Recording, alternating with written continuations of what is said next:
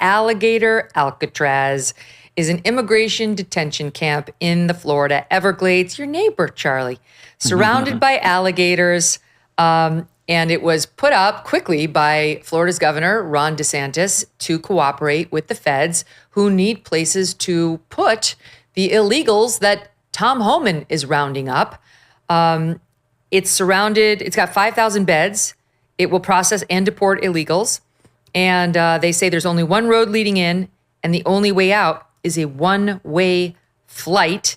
It's not only surrounded by alligators, but by pythons and a ton of mosquitoes, which sounds like I'd rather stay in the prison.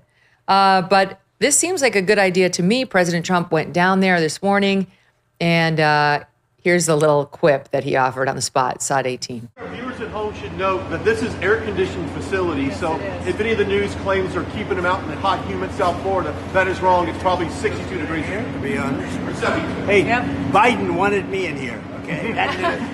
He wanted me. It didn't work out that way. But he wanted me in here. Good old Ron DeSantis, Charlie, coming up with solutions to our problems. Yeah. There's nothing that prevents the states from helping the federal government enforce immigration law. Florida has a lot of laws of its own to that effect. And really, most of the criticisms of this seem overblown to me. They seem to revolve around the name, which is funny.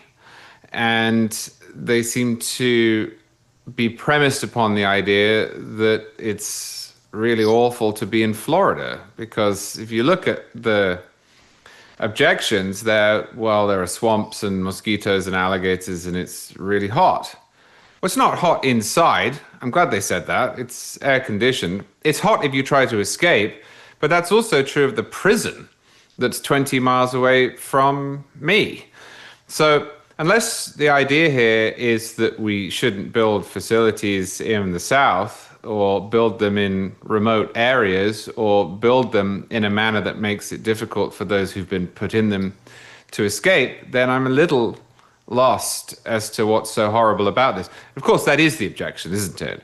The people who object to this being constructed are not actually upset that it's 15 miles from an Indian burial ground, or that it's too close to the Everglades, or that somebody once saw a swan there.